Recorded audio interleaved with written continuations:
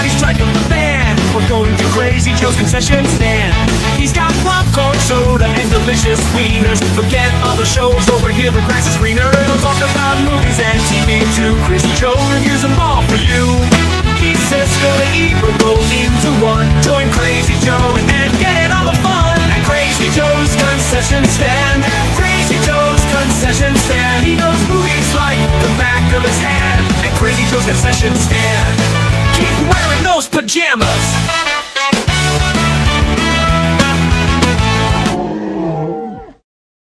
Pajamas.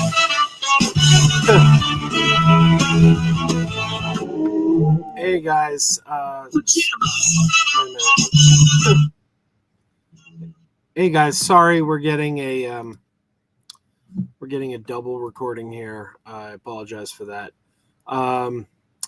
I'm trying to do something here. I'm using the free version, so I'm kind of doubling up on the screens. I think I got it right now. There, I think I got it where I want it. All right. Hey, welcome to Krazy Joe's Concession Stand. I'm Krazy Joe. To those of you who have not heard, I am a bit injured. I had a bit of an accident this week. I fell in a parking lot and several bones in this arm. I also fractured a bone in my left hand. So I'm not coming at you at my best. So bear with me. I have limited use of my hands, so I may not be as quick on the controls as I usually am. I apologize for that, but I'm doing the best I can here. I sent the link to some of our friends, hopefully maybe Little Movie Perp or RJ or Chris or some of the others could stop by. We'll see. But I do have a couple things I figured I'd talk about tonight. For one thing, I have several physical media reviews that I got to do. And I thought, you know what? Let's do them live. Let's just do them live. So that's the first thing we're going to hit up. We're going to do some physical media reviews. Little Everett's here. Good to see you, Little Everett. And so far, looks like Little Everett's the only one here. But yeah, we're going to do some physical media reviews. Then we'll talk about some things concerning Superman that I want to talk about. And then we'll just, kind of see if anyone pops in, joins us, we'll see what they want to talk about. And I don't know, we'll kind of let the conversation flow naturally. Lisa says, hi, Joe, nice pink sash. All right. So what we got going here is my arm is in a sling, and this black material that goes around my neck is not comfortable. It is not comfortable up against my neck. It does not feel good up against my neck. It's very harsh. So these are pajamas that my daughter outgrew. They no longer fit her anymore. So we just kind of put the through the leg of the pajamas, the cord, so that I don't have this harsh black Velcro material flat up against my neck, which was not comfortable. So I have this stylish pink pajamas on my. See, keep wearing those pajamas even on your neck. And if you look, it's Christmas kitties. It's like Christmas kitties and stockings and things, and that's what I've been wearing around my neck. So I keep wearing my pajamas in more ways than one. I wear my pajamas around my neck now. They're not even my pajamas. They're someone else's pajamas. They don't. But that's what we got going here. That's what we got going here. So to anyone who cares, I fractured several bones in my right arm. I fell, landed on my elbow, shattered the elbow. There are pieces of bone just floating around in there. I am going in for surgery on Thursday. They're going to have to put some kind of an implant in there to replace the head of the bone that I shattered. They're going to have to clear out those bone fragments. So I'm having surgery on Thursday. So there you go. That's where I am.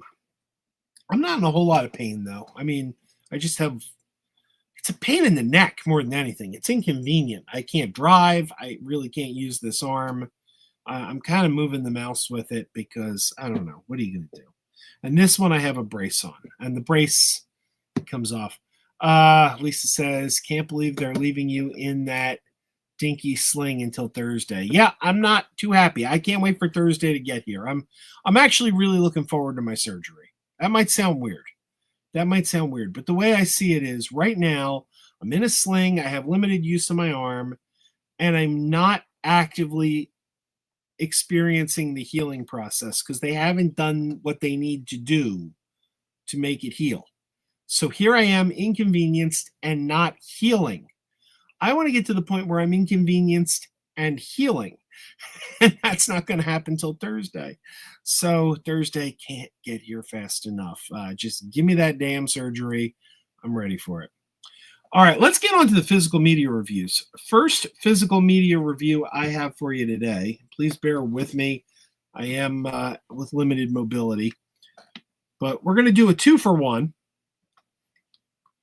We've got Looney Tunes, the Platinum Collection, volumes 1 and 2. This is volume 2 here. Looney Tunes, the Platinum Collection. That's volume 2. Here's volume 1. There they are together. Looney Tunes, the Platinum Collection. Now these, Looney Tunes, the Platinum Collection, this is a reissue. This was first put out, I believe, in 2011, but they've been out of print. They have been out of print, and obviously the demand for them has suddenly become greater because these were Looney Tunes, the original Looney Tunes shorts were recently pulled from HBO Max, or it's going to be HBO Max again. I don't know, whatever you want to call it, Max, HBO Max. You can no longer watch the original Looney Tunes cartoons on Max. So it has created an increased demand to get these cartoons on physical media. So Warner Brothers, to the rescue, they are re-releasing these long out of print titles. Now, I want to point out, this is what I'm reviewing, volume 1 and 2. But I should also point out, there is a third volume. This one was never out of print. You could get this one easily enough. This is Platinum Collection, volume 3. That did, for whatever reason, volume 1 and 2 went out of print, volume 3 did not. So there's 3 volumes. Now all 3 are back in print, but this one was never out of print. And our friends at Warner Brothers did send me volume 1 and 2 for review. So let's talk about it. These volumes, let's start with volume 1. These volumes, there's volume 1. It contain 3 discs. There's disc 1, disc 2, and disc 3. And they contain 50 classic cartoons. 50 classic cartoons are on here.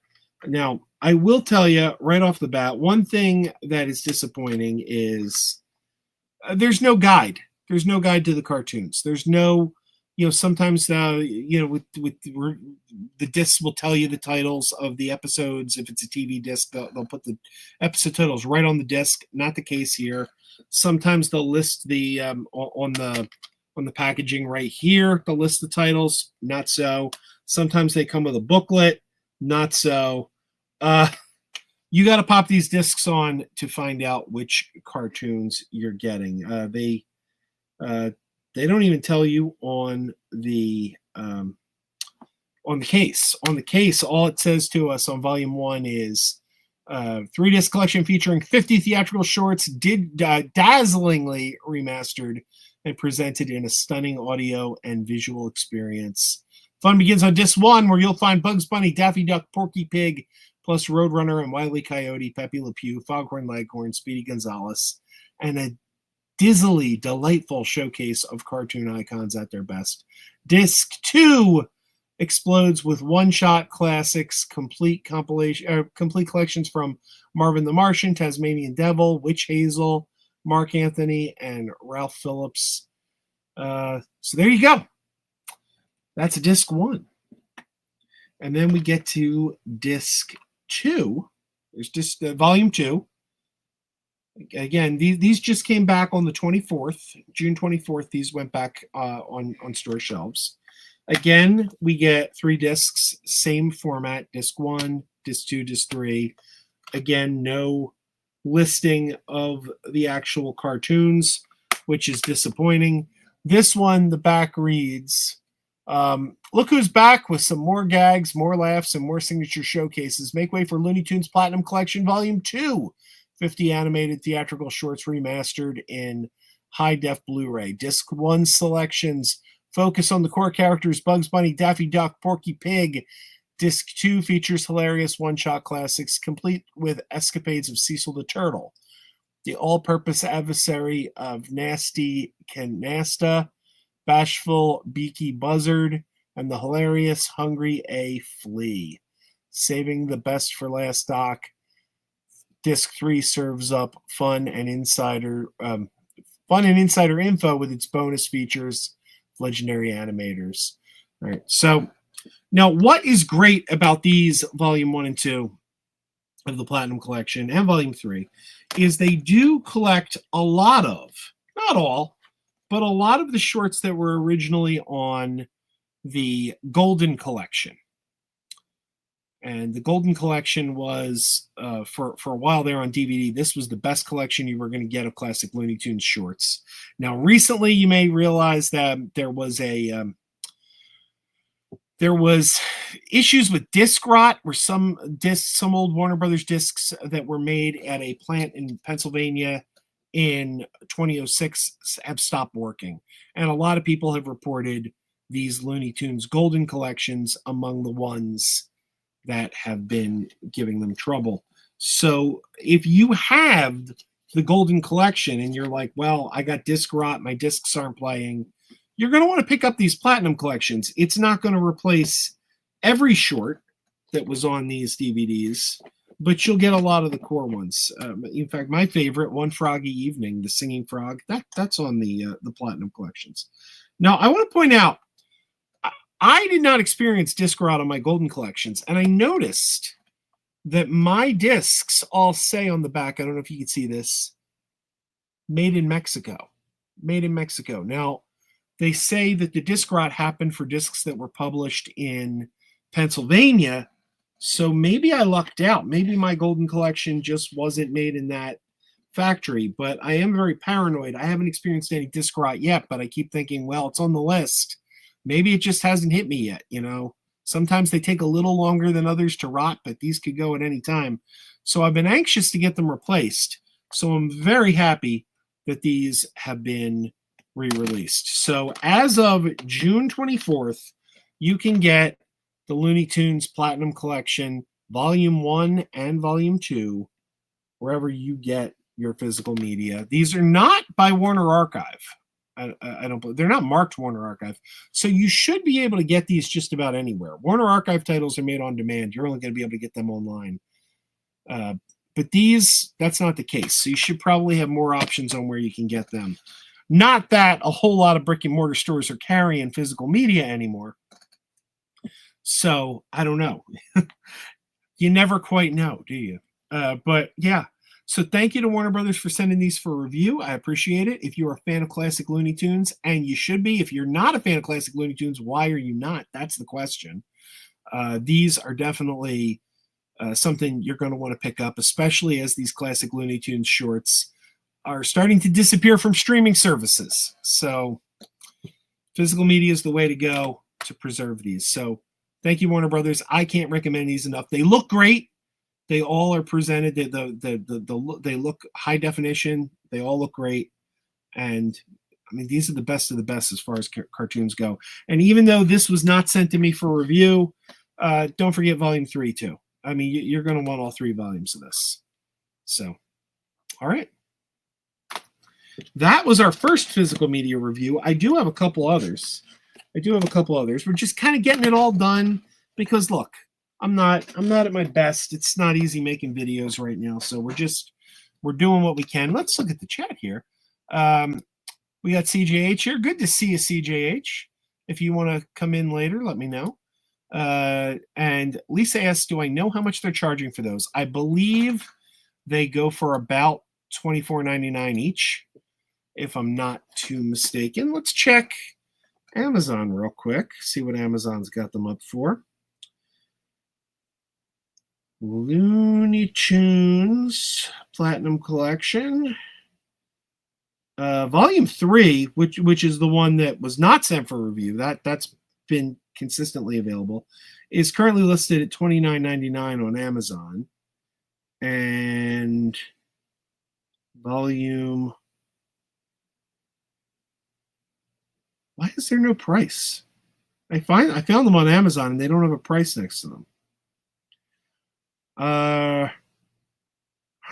Okay, so I don't know.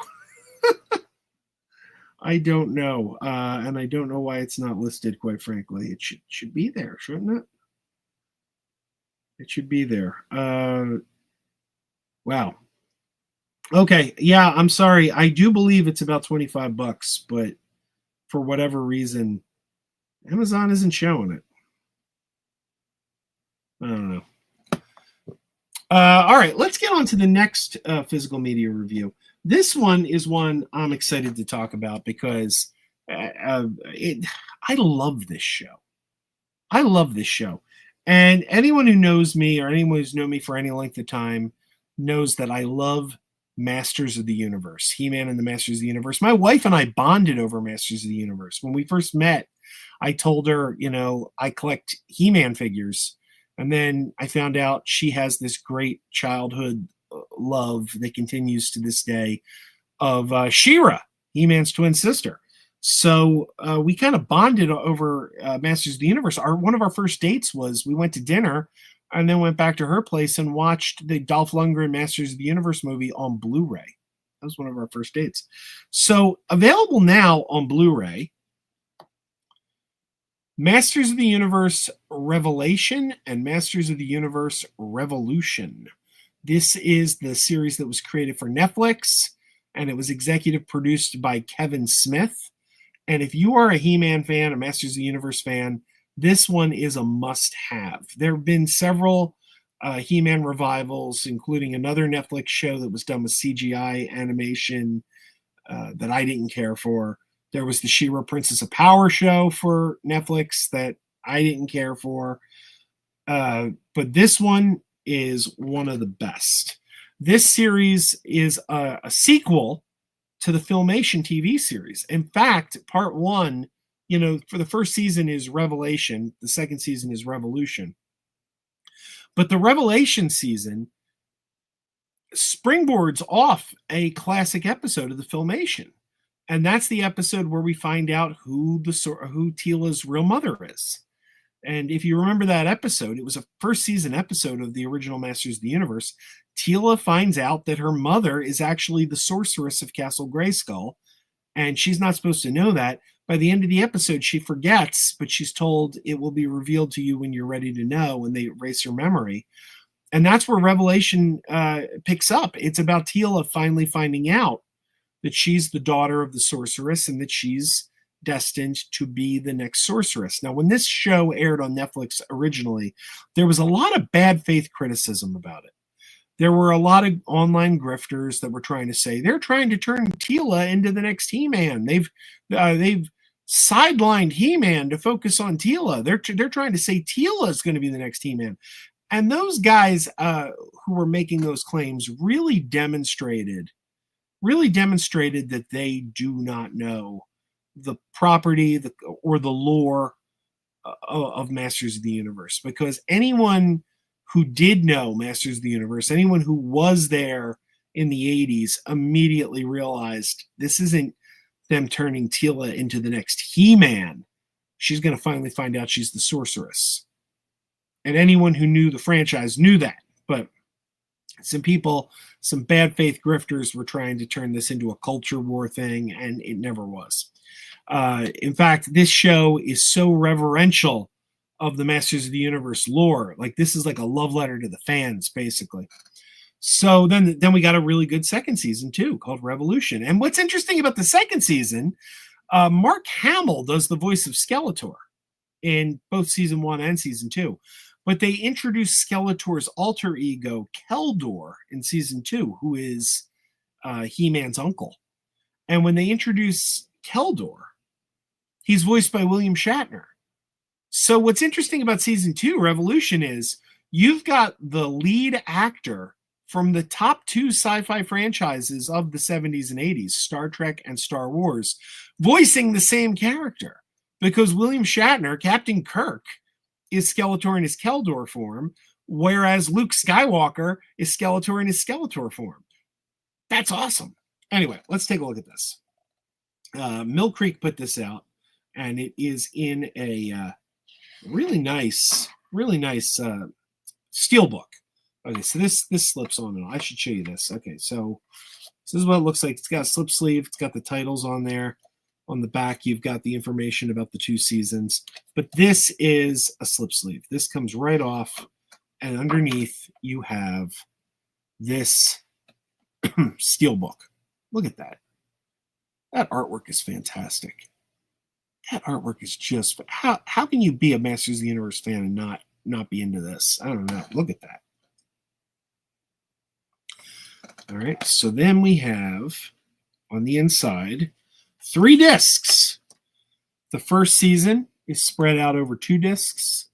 The third season is on a single disc, and there is this little booklet in there. Like I said with the Looney Tunes, this booklet kind of gives us the information about which episode is on which disc, which is something that unfortunately was missing from the Looney Tunes. It would be really nice if there was some kind of cartoon guide so you could see what is on what disc. So that's really nice. This little booklet here. And look at this. We got like a guide to all the characters, and it's made to look like the old back of the box on the action figures. They had the back of the box that showed you the figures that were available. They kind of did it in that style. So that is really cool. This is a nice presentation. This is a really nice presentation of these episodes on this steelbook. And of course, I'm twisting my hand in a way I shouldn't be twisting my hand right now. I got to be more careful here with this stupid sling. I'm going to be in a hard cast soon. After the surgery, I'm going to be in a hard cast. And I'm not looking forward to being in a hard cast, but at least it would offer me better protection. You know, like I feel like it is too easy for me to just sometimes you forget you're injured. Quite frankly, you're used to doing things a certain way and you start to turn your hand and you're like, oh yeah, I forgot I'm injured. That happens.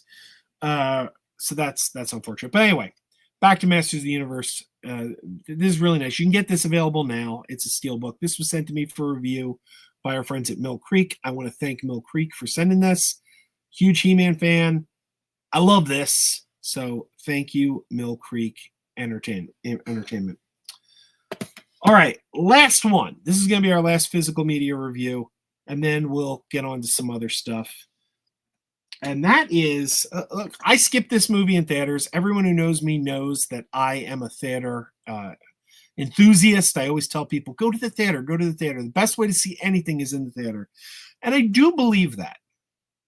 However, I'm glad I missed this one in theaters because there were a lot of reports of audiences being downright obnoxious. But Warner Brothers sent me the disc for review, and I watched it at home, and I have now seen the Minecraft movie.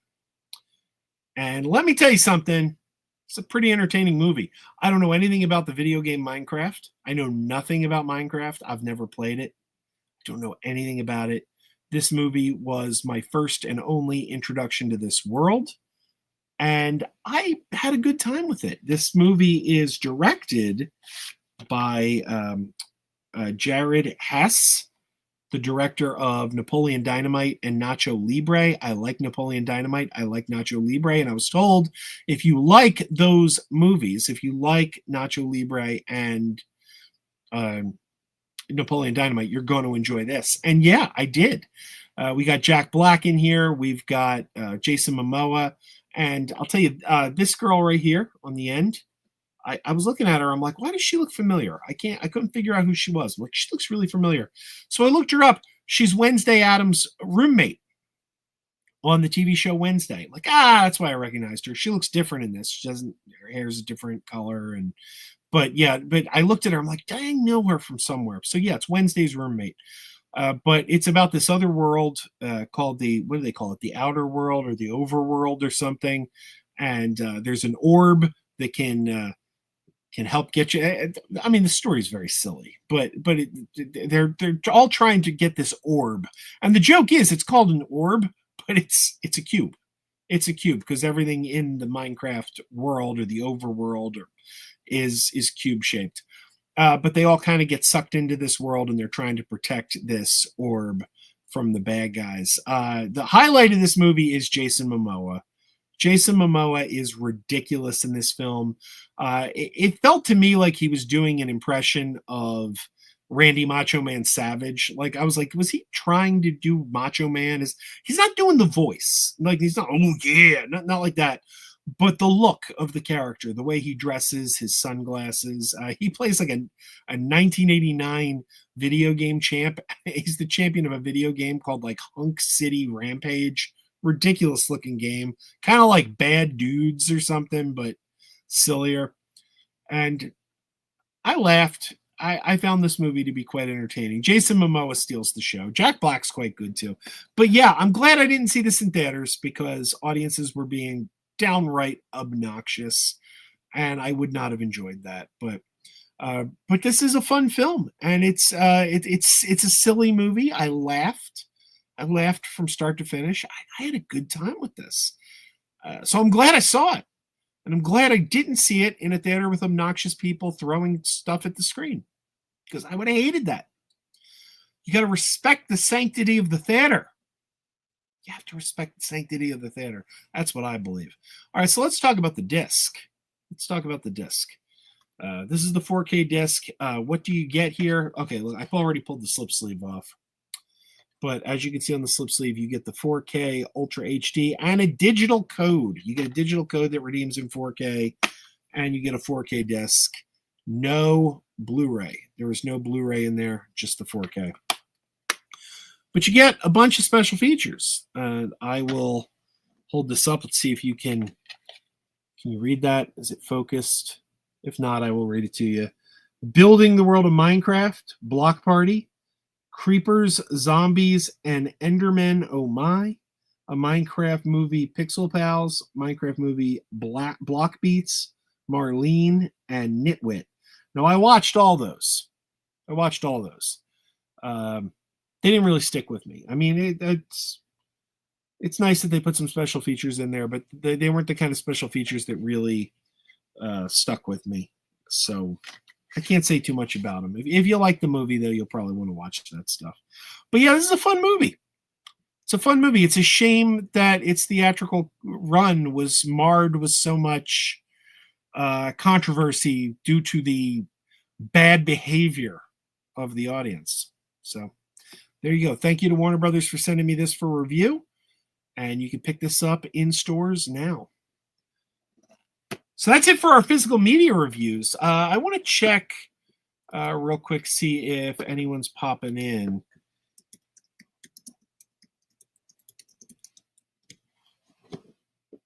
CJH, if you would like to join me, send a message on Twitter or I'm not logged into Blue Sky on this computer, but well, send me a message.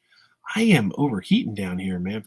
All right, Lisa says, that's funny. We used to have a department store in the 80s and 90s called Caldor. Yes, I remember Caldor.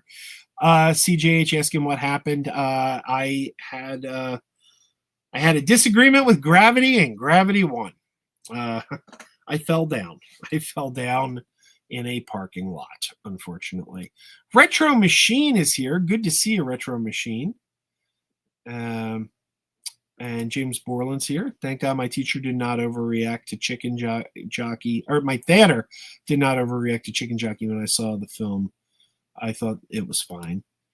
I'll say this. I like how Jack Black is being Jack Black. And Dante says, do you remember both talk shows, the Howie Mandel Show and the Roseanne Show? Dante, I cannot say that I remember either of those. I remember the Whoopi Goldberg show. Whoopi Goldberg had a talk show. I remember that. I remember Marsha Warfield from Night Court had a talk show. I remember that. But I don't remember Howie Mandel having a show.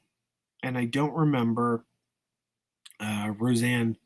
We're talking Roseanne Barr, right? I don't remember her having a talk show. All right, let's see. James says, "Say Joe, ever seen Civil War from A24? Love this film about how both sides of the political spectrum are a part of the problem." Yeah, I hated that movie. I truly hated Civil War. I thought it was one of the most disappointing films I saw last year. There was no world building. There was literally no world building. It was just, oh hey, there's a civil war. Look at this. These reporters in a civil war, and we don't know which side is what. We don't know what they're fighting for, what their beliefs are. It just, yeah, I was not a fan of that film. But anyway, and Dante says, "What about Vicki Lawrence? It was just called Vicky." I vaguely remember that one. I don't remember it real well. All right, let's see. I'm looking for you, CJH. Give me a second. Oh man, I'm in the wrong account. I'm in the wrong account, man. All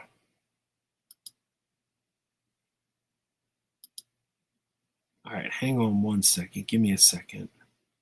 How do I log out of this?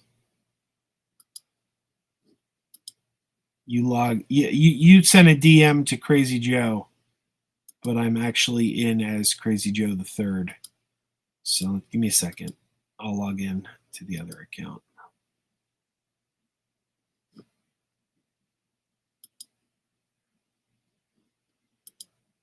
There you are. Okay. All right. It is sent. It is sent. If anyone else is interested in joining us tonight, let me know. Eternal Harmony. Hello, Joe. Hope you're having a good night. Yeah, it's an all right night. It's an all right night. It'd be better if I wasn't in this thing, but I'm okay. Dante says from WPVI, do you remember Chris Wagner and Harry Martin and Robin Grayson? I'm sorry, I can't say that I do, Dante. I don't remember those three. James says, anyone remember the Highlander animated series? I remember it being on. I know it's on Peacock. It's streaming on Peacock. So anyway, I had one more thing that I wanted to talk about, and it's involving the new Superman movie. Where's RJ? Where's RJ? Usually when Superman comes up, RJ is there. CJH is here. Hello, CJH. Hey. How's it going? I'm doing good. Just playing Minecraft, ironically. There you go. Eternal Harmony says, just got done watching the new Porky Pig and Daffy Duck movie. It's so good. Yes, it is. Day the Earth Blew Up. If you haven't seen it, check out Day the Earth Blew Up. And God bless Ketchup Entertainment, who is saving classic Looney Tunes from Warner Brothers. And now it's on Max. It is. What? And you know what the irony of that is? Here's the crazy thing. They sold it to Ketchup Entertainment. Ketchup Entertainment owns that movie. They own it outright. So that means Max has to pay Ketchup Entertainment a fee to show it. Where's the logic here? You literally owned the property and you sold. I don't know. I don't know what they're doing. They're going to end up buying Ketchup Entertainment so they can own it again. I don't know. Maybe when Zaslav's gone. We got Terry Talks Movies here. Hi, Joe. Been watching the old Arnold Conan movies. What a dip from one movie to its sequel. You know, I actually always like the second one a little bit better. It's definitely more cartoony, but I think that's why I like it a little better. You know, it's funny. I never watched that. And that's only because, you know, I didn't either of them up with it. Yeah. I didn't grow up with it, so it wasn't my thing. Yeah, they talked about making a third one, but then they didn't. That's the funny thing, you know, when Jason Momoa, when his Aquaman movie was about to come out, people kept telling me this movie's going to be huge. This movie's going to be huge because all the women are going to go see it because Jason Momoa's in it. And I was like, and obviously it did do really well. But at the time I was like, really? You think so? Because where were they when his Conan the Barbarian movie came out? Like, if that was the logic, why didn't they go see his Conan movie? Maybe it's... Did that come out before or after Game of Thrones? I don't know. I don't remember. See, the funny thing is, yeah, everybody knows him from Game of Thrones, but to me, I always remember him first from Stargate Atlantis.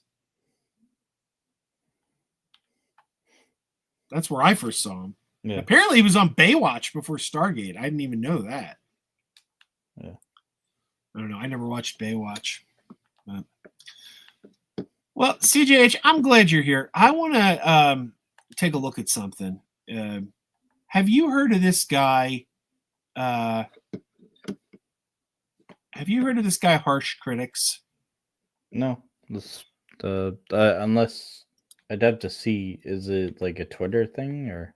He's a YouTuber, and he's been very, very against. Hang on a second. I'm kind of when you're busy or you. Geez, I got the stupid ad. He's very much against James Gunn's what do you call it? Superman movie. But, I have a wild take that I think it's more of a theory. I still think Ultraman is going to be a Nightmare Superman. And somebody pointed out that there's a great theory that it would be a closure for the Snyder fan, because then you have DCU's Superman teaching Nightmare Superman, Ultraman, how to be a good Superman. Well, who's Nightmare? And then he goes back. Who's Nightmare Superman? You know that ending with the Dark Side, where old Nightmare Superman is evil. Oh, you mean the like the Bruce Wayne dream sequences? Yeah. I don't know. I feel like they'd be making a mistake if they go there, because they're just going to rile these guys up more. But it could be like a closure. You know what I mean? You have that evil Superman, and the good Superman teaches him, how to be good again. Yeah. I don't know. We're going to find out soon enough. We're only about a week away. The other theory is that it's just simply Bizarro. Well, here's what I wanted to do. I wanted to expose this guy's grift, because in his videos, he's been pushing a narrative that is easily debunked. And I just wanted to kind of show what he's doing here, because he's a Snyder guy. He's saying, don't go see Superman. No one, his hashtag is wallets closed. There's the cultists, and then there's the fans of Snyder. Right. Yeah. Right. But this guy, I'm gonna show you what he's doing here. And what he's doing is either dishonest, he's either lying to his audience, or he's just ignorant. And I don't know which it is. Is it ignorance, he doesn't know any better, or is it dishonesty? But in this video he put up about a week ago, he's trying to say that the Superman movie is failing because tickets are not selling. So let me show you a little bit of the video, and then I'm gonna show you the next thing. Yo, July 11th, Wallace closed. But let's jump into this video. So, well, you guys, Superman hype is real. According to these James Gunn fans, that's all in my comments, said, hey, y'all, Wallace closed movie's not working. You got people making videos about me, making videos about this Wallace closed movement, saying, hey, y'all, I don't think it's working. The hype is there. These tickets are selling fast. But I'm here to bring you guys back down to reality. All right. It's okay to be hyped and get emotional yesterday, but it's time to come back to reality. And by the end of this video, James Gunn fans is going to be wiping their tears to find out their Superman isn't selling. I'm sorry to break it to you guys. So what he's going to do is show us the tickets that have been sold. The hype isn't there. You guys need to accept that. and you need to get on the Snyderverse train so we can get this masterpiece back. I think I noticed honestly, yesterday, like I think you it's had gonna be people a rush to my tie. comment section. It was just like my comment section yesterday was the hangout spot. I think it's gonna be a tie between Fantastic Four and Superman, and they're gonna either one is gonna win, but like I think they're both gonna come close with box office. I want to get to the part where he I think starts. Fantastic Four is gonna be a slow build. We're not gonna realize how good it is until it comes out. But I think a lot of people are gonna enjoy it. All right, he's not actually showing the screen. All right, I thought he should. Getting all your daily nutrients, come it's on. hard work. Another commercial. But nutrition so gaps soon. in your All right, I thought he actually showed his screen, but all right. So he basically is going to go in and show us how I'm many about to tickets were sold. cry. But it's time to go back. It's time to get back to reality, y'all. And a lot of people try to take stuff out of my mouth, take little bits and pieces of what I said yesterday that I was supporting this film. I'm not supporting this garbage.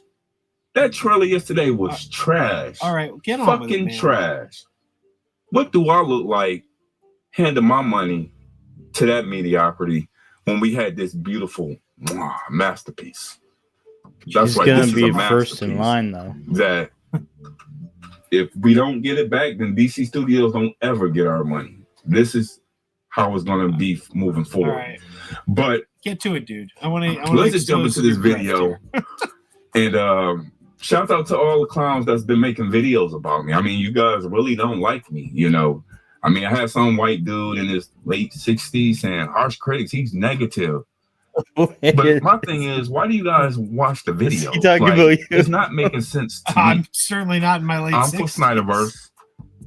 You're for Gunverse, but yet you bring your goofy ass to my channel in every video. He's taking too and long. even when this movie we gotta is get over to with, where he's looking at my name out of their mouth. That's because they love me. Sadly, there's a lot of available seats for this film. All right. Tyrone Magnus did a video yesterday showing the same thing. Majority of the theaters, the screenings were empty. It's a bit of a. Now you had maybe a couple that had a lot, but majority of them were empty. And I advise you guys to check your local theater. You're going to see the same thing because that's this what is we're what going to do. people We're are going to saying check in my the local comments. theater. Let's get on with it. Come on, do this. So let's just jump into this video. Yeah. So Took you let's long see enough. Let's do it. what's going on with Superman. Well, Okay, here we go. according to this, you guys, the wallet close movement is working. This is for a screening July 11th at 7 p.m. That's prime time. The hype ain't there. This should be filling up. It ain't there, you guys.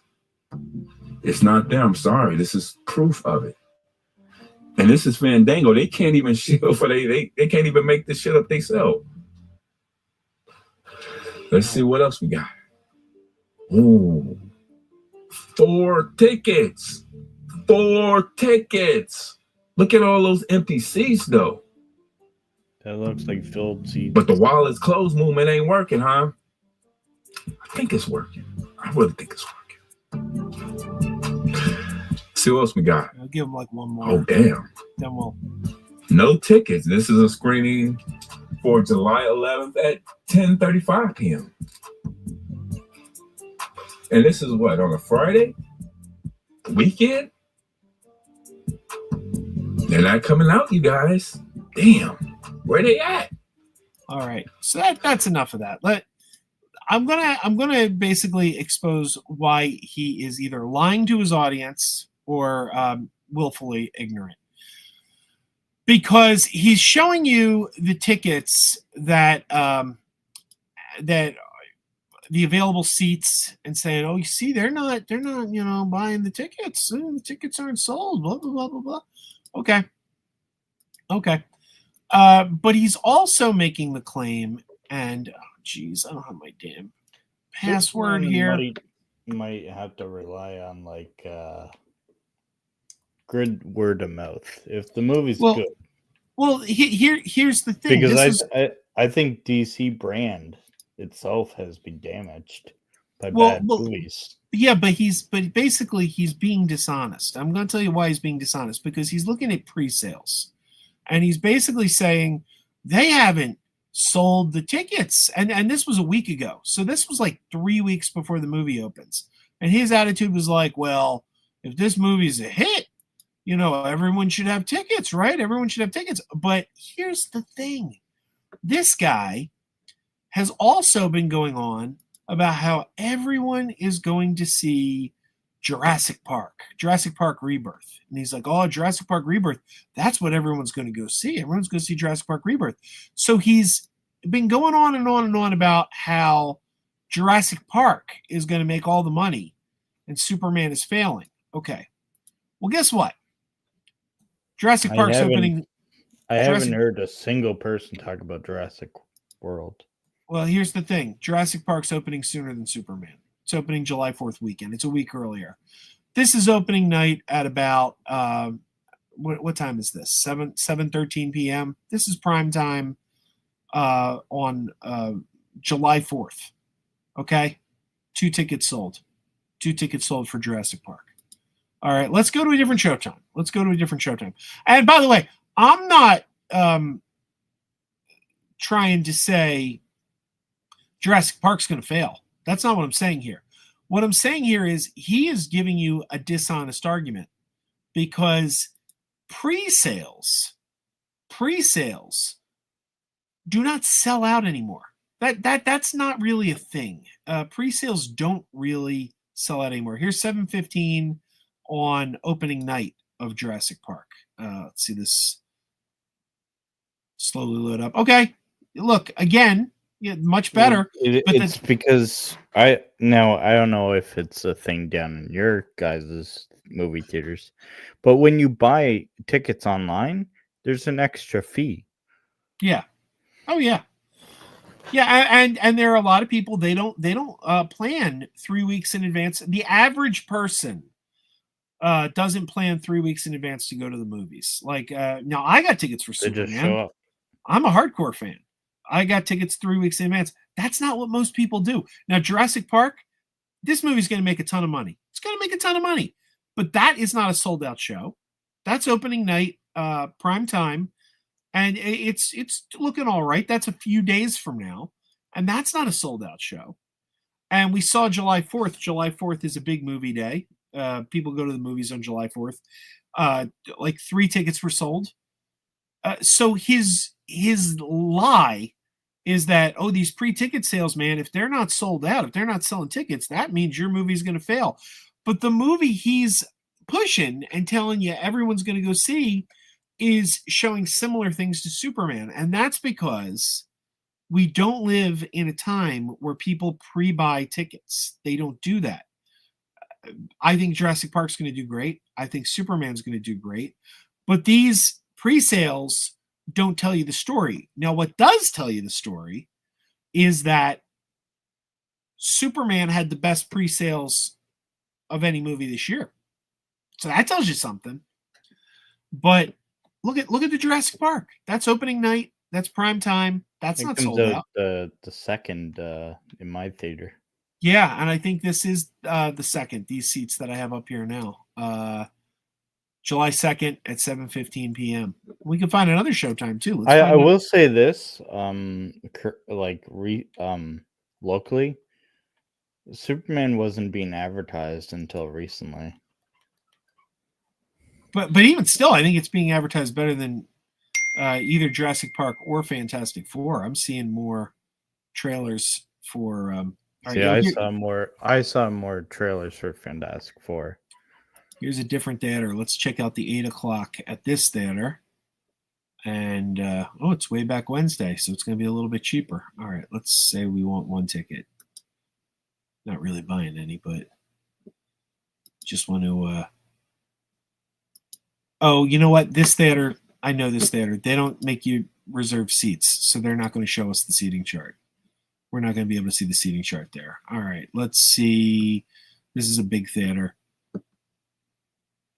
This is a big theater. Let's look at their 9:30 show on opening night. Okay. They about half full. Again, not sold out. Not sold out. So the nonsense he's pushing, if these tickets haven't had a pre-sale, they haven't sold out on pre-sales, then the movie's in trouble. Nonsense, man. Nonsense. Look, Jurassic Park's going to do great. Superman's going to do great. And Harsh Critic is either lying to his audience or he's just ignorant of the facts. I That's all also there is think to it. Fantastic Four has a little bit of a boost from the post-credit scene of Thunderbolts. True. True. And they said that the early ticket sales for Fantastic Four were really good too, which is a good thing, because the last couple of Fantastic Four movies didn't do great. Because I would compare the MCU right now finally got back on track. So personally, I know. Well, I'm not saying the other movies were bad. It's just when you're watching the Infinity Saga, you can watch like as they came out theatrically, right? Right. Up until Endgame, of which you get like obviously the Spider-Man movies, but then it kind of goes all over the place. It's like, oh, it goes this direction. You have a TV show, you have this, that. Now, ever since Captain America 4, it feels like there's a direction. So yeah, it feels like see, here's the thing. I don't judge the movies that way. Like I know like Max, our friend Max, is really into like things being all connected. I really don't care how connected something is. My attitude is each individual movie good or bad? And I would say that the MCU, in my mind, has never been off track, because I've liked each individual movie, with the exception of Eternals and Black Panther 2. I didn't like those two movies. I've liked everything else. Yeah, when I say off track, I don't mean like the movie's bad. I just mean you can't sit down and rewatch the entire series chronologically or like as a theatrical, the theatrical order. You know what I mean? Yeah. Without it being like, oh, well, now it's all confusing. You know what I mean? Whereas you watch phase 4 or phase 1 through 4, the Infinity Saga. I know phase 4 is where everyone started complaining. Everyone's like, oh, it sucks now. And I'm like, what sucks? Like Spider-Man Far From Home was phase 4. That was great. And Shang-Chi was phase 4, and it was great. And one of my favorite Marvel movies of all time is Thor: Love and Thunder. That was a phase 4 movie, and that's like one of my favorite Marvel movies of any phase. That was great. I'm like, oh, don't get me wrong. Like I said, they were all great movies. It's just you can't watch them like you watch them standalone, right? Right. They don't feel connected at all. But you know what I think the biggest problem the MCU has had was, and I don't think it's a real problem. I think it's a perceived problem. And if anything, I guess the problem is that they didn't do a good enough job with their messaging. But there's this idea that the Marvel movies have homework. Well, if I haven't watched all the TV shows, if I haven't seen every movie, I'm not going to understand what's going on. And the truth is, everything has been standalone enough that, like take the Marvels, for example. The Marvels had characters that were introduced on some TV shows. Miss Marvel was introduced on Miss Marvel. Photon was introduced on WandaVision, and there was this perception of, well, if I didn't watch Miss Marvel and if I didn't watch WandaVision, I'm not going to understand the Marvels. But the thing is, the writers of the Marvels understood that people may not have watched those shows. So everything you need to know about those characters to understand the story is presented to you in the movie. They're assuming there's people in the audience who haven't watched those shows, so we need to kind of let those people know who these characters are. So there really isn't any homework necessary, but people think there is. And I think the problem is that Marvel has done a bad job of messaging that there really isn't. So it is what it is, though. What I think is the most recent movies feels like phase 1 again. Like you're starting from fresh, from Right. scratch. Yeah. But I feel like that's kind of how it should be. It's like, we after Endgame was we are kind of starting from Yeah. scratch. And I think once we get to Doomsday, as long as there's not like a campaign against it from the grifters and whatnot, like I think that Marvel will be back on the train of box office hits. Right. Yeah. So, let's take a look at what the what the chat is saying. Terry talks movies. He's only talking about ticket sales in the U.S. Here in Australia, they're selling like immortality pills. Yeah, and actually not even just the U.S. He's talking specifically about the Detroit area. I looked up the theater he was looking at. It was a Detroit theater, and I'm showing you Philly theaters. But people in the U.S. don't just pre-buy tickets anymore. I don't know anyone who does that. They didn't do it for Barbie. They didn't do it for Oppenheimer. They'll be there opening night. They'll go out opening night and get tickets. But it's a special kind of people that do that. I'll say this, Joe. Ever heard of Chris Gore? I feel he's worse since he claims that 99% of movies these days suck. Chris Gore is a sad story because he used to be really good. He used to be really good, respectable, creator of Film Threat magazine back in the 90s. He was real important to the independent film scene, or the magazine was Film Threat. He's a guy who lost his way, and it's a shame. I saw him last year at Dragon Con. I passed him in the hall, and I looked at him, and I just kind of shook my head, and I'm like, there's a guy I used to respect. I don't anymore. By the way, I heard a take from Max that was so stupid about how he doesn't like the whole thing, the thing not saying the clobbering time, right, in the trailer. The whole bit that all the movies do this, where they don't like saying the catchphrase, whatnot. But I feel like the payoff of him saying the clobbering time, it's gonna be a huge moment in the movie, and I think a lot of people you clap and cheer and whatnot. You know what I mean? Yeah, Max. I don't know. I don't know how much he's being honest and how much of what he says is clickbait anymore. Like I feel like he just I don't know what he's doing anymore. But every one of those Fantastic Four trailers has blown me away. I keep saying, I'm not saying Fantastic Four is going to be the best MCU movie ever made. I don't know. Maybe it will. Maybe it won't. I don't know. From what I've heard from Brand New Day, it might be on par with the Batman or like Joker, like visually. I think it looks like to me, Fantastic Four is the best looking Marvel trailer I've ever seen. I've never seen a Marvel trailer that looks that good. Well, they're shooting on film, aren't they? Well, yeah, but it's just the look, that retro future look, that look of hey, we're like in the 60s, but it's also the future. Like I don't know, it's just that's why I've noticed from Thunderbolts to Fantastic Four, Marvel started visually looking better. Yeah, Thunderbolts. And now that you saw the what is it? The leaked images of it's not really concept art. It's what I think the cinematographer wants the film to look like, or something. I don't think I saw that. Yeah, it looks very like really cinematic. You know what I mean? Like the good example is the Batman or Joker. You know, that style of filmmaking.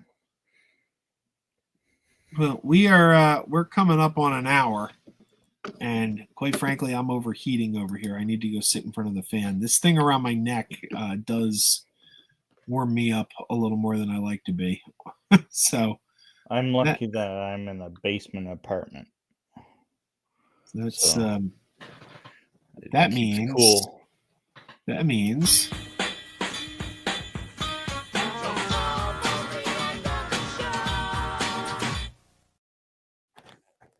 It's almost the end of the show.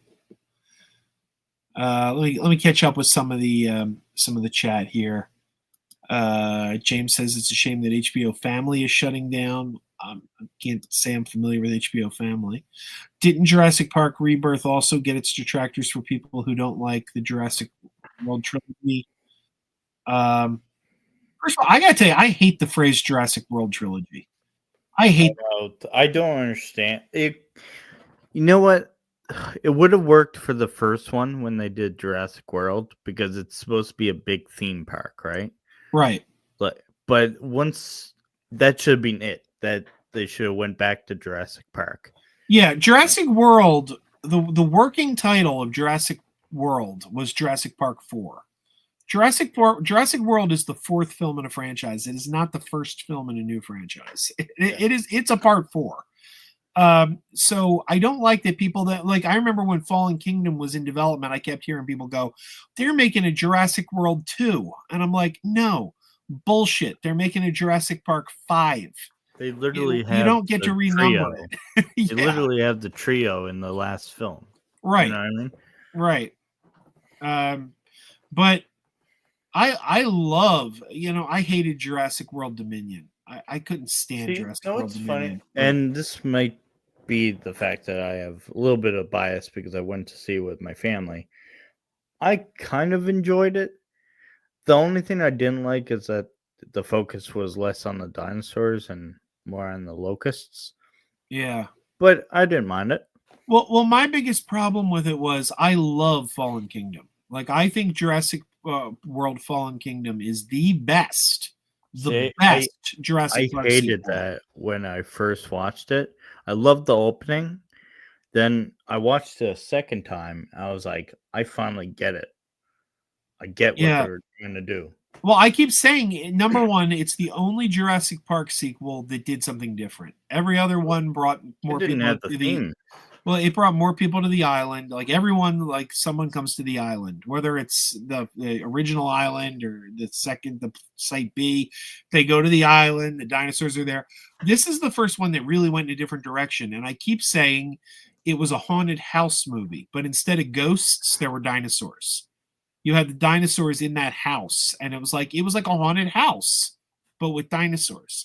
And I'm like, it was wildly different. And then, other than that little bit at the end of the Lost World where the dinosaur got loose in San Diego, haven't we always wanted to see the dinosaurs get to the mainland? Like that's something like that I think we always wanted, and they teed that up. Payoff. Yeah, the payoff didn't.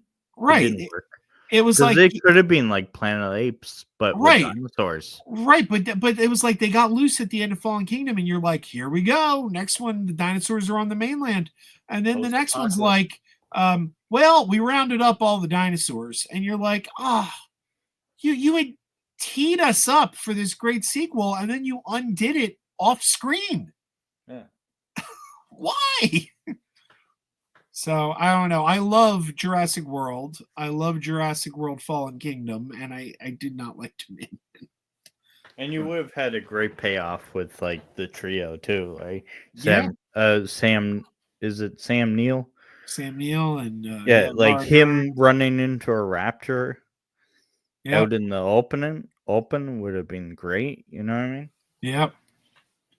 We got Drogo. It's like he got away from the island, but the island came to him, type thing.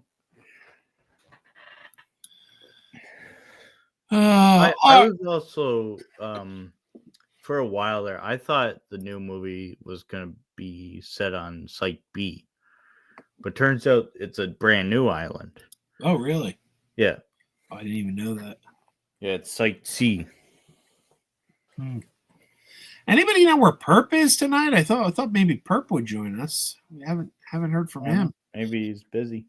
Yeah, I guess he didn't stream last night either. I've been waiting for him to stream. So I want to hear his reaction. I didn't tell him, but I subscribed him to a magazine. And I know that he just got his first issue, so I want to hear what he thinks. I subscribed him to Movie John magazine. I used to Movie John. order a lot of like magazines for like movies and Star Wars Insider. Have you ever read that? Oh yeah, yeah. There's a bunch of different things. There's what's the one with the they always did the monsters. Famous Monsters of Filmland. Something like that. I know, yeah, that's a big one. Famous Monsters. I think they still publish Famous Monsters actually. But this is a cool magazine. It's a locally produced Philadelphia film magazine, and it really gets into some kind of obscure stuff. I thought it was like totally up Perp's alley, so I was subscribing to it myself, and I thought, you know what, I'm subscribing. Oh yeah, that is the one. Yeah. Classic monsters of the movies. Yeah. All right, everyone. Yeah. That's what it's called. CGH, thanks for joining us. I appreciate it. Terry says Fantastic Four No first problem. steps is at least the MCU trying something new and different. Agreed. But okay, guys, I'm gonna have to do more live streams. Hopefully when I get better. I'm going to be in a hard cast soon. So right now I'm just in a sling, but I'll be in a hard cast starting next week. I don't know. We'll see. We'll see how this goes. But thanks for joining me, CGH. Yep. All right, everyone. Until next time, keep wearing those pajamas. This community means about as much to me as a festering ball of dog snot. Keep wearing those pajamas with the plastic feet. Keep wearing those pajamas. Tell everyone you meet Keep wearing those pajamas with the back door flap. Keep wearing those pajamas. Don't open it, it's a trap. Oh no, It's a trap. Some people call them bitches. Some people call them jammies. They can come embroidered with big money and no whammies. They can have 100 tiny commander adamas. But no matter how they look, just keep on wearing those pajamas. keep on wearing those pajamas. Keep wearing those pajamas. I know we're having fun. Keep wearing those pajamas. And now the song is done. This community means about as much to me as a festering ball of dog snot. All right, I'm here with Greg from Greg's Game Room. Look what he got in the dealer's room. I got the orange. Hey, Oren. Maury! No, show me this. Hey, Maury! Who's calling Maury? Maury! Wait, who is that? Hey, Maury! Who's calling for Maury? In here! It's not me. In here, Maury! Who's calling for Maury? Quick, turn the camera around. Turn it around. There he is.